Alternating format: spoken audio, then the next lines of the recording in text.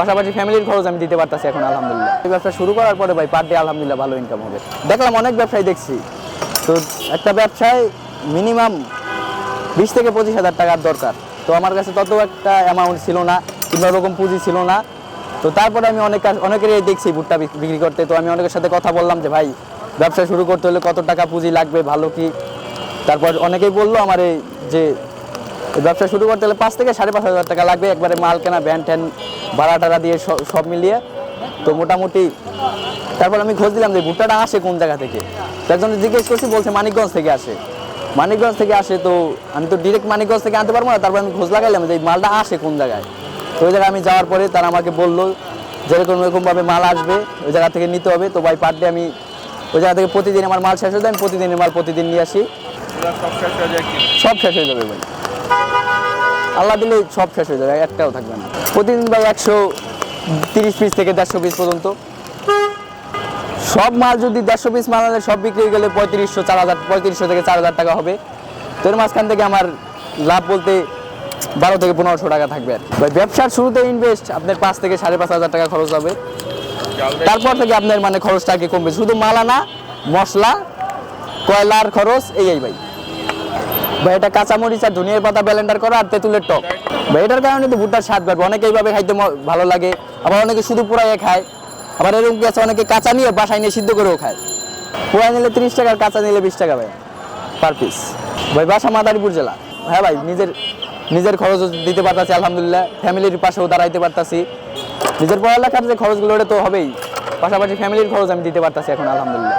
ভাই ঢাকাতে আমার অনেক ফ্রেন্ড আছে, তারপরে আমি যার বাসায় থাকি আমার আপন খালু, তারাও এই ব্যবসায় করে। সে তার বড় ছেলে, সেই আমার মানে মূলত তার থেকে আমি এই পথটা দেখছি। এই পথটা দেখার পরে মানে সেও আমাকে অনেক করছে, সাহায্য করছে এই ব্যবসার জন্য। তো তারপরে এই ব্যবসা শুরু করার পরে ভাই পার ডে আলহামদুলিল্লাহ ভালো ইনকাম হবে। ভাই লজ্জার কিছু নাই, টাকা কামাইতে হলে লজ্জা থাকলে টাকা কামানো যাবে না। অনেকে তো রাস্তার পাশে খেলাইছে, অনেকে তো ভিক্ষাও করতেছে ভাই। লজ্জা কোনো জিনিসে ভাই লজ্জা থাকলে কিছু করা যাবে না, নিজের ভিতরে সাহস রাখতে হবে করতে হলে। অযথা সময় নষ্ট করে লাভ নাই। আমি একটা বিজনেসে আছি, আমার ইনকাম হচ্ছে আলহামদুলিল্লাহ, আমার অযথা তো সময় নষ্ট করে লাভ নাই। এটাই ভাই এইভাবেই চালাইতে হবে। মধ্যবিত্ত পরিবারের ছেলে হইলে ভাই এগুলো করা লাগবে। আমার বয়সে যাদের আছে তাদের উদ্দেশ্যে ভাই একটা কথাই বলা, ভাই অনেকেই নেশাপানি করবে, এদিক সেদিক ফাও ফিরে ঘুরবে, ভাই এইগুলো কোনো লাভ নাই। যদি জীবনে কিছু করতে হয় ভাই ঠিক মতো পড়ালেখা করতে হবে, পরিবারের পাশে খাড়াইতে হবে, প্লাস নিজে যদি একটা ব্যবসা দাঁড়া করানো যায় একবার ভাই, তাহলে আলহামদুলিল্লাহ। অযথা ঘুরে তো আমার সময় নষ্ট করে লাভ নেই। আমি এই যে বিকালবেলা আমি যে মাল ব্যবসা করতেছি, এখন আমি কি করতাম, বিকালবেলা ঘুরতাম ফিরতাম, আড্ডা দিতাম সবার লগে, বাজে আড্ডা করে তো কোনো লাভ নাই।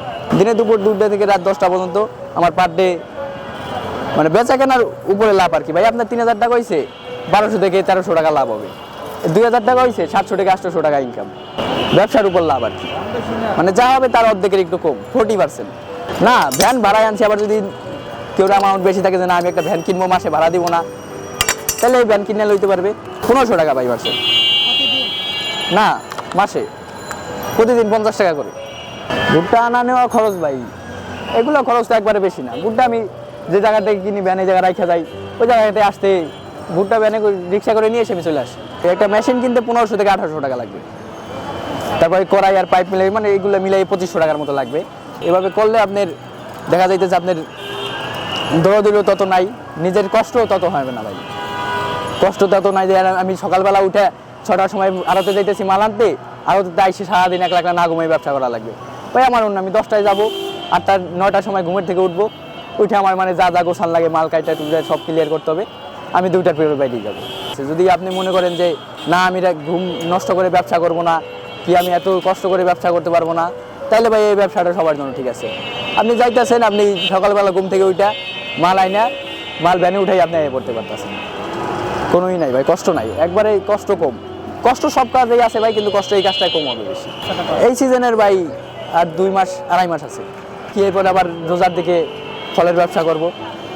এই যে আমার জায়গা থেকে যে টাকাটা থাকবে আর ওই টাকাটা ইনভেস্ট করে আমি আর একটা ব্যবসা লবো।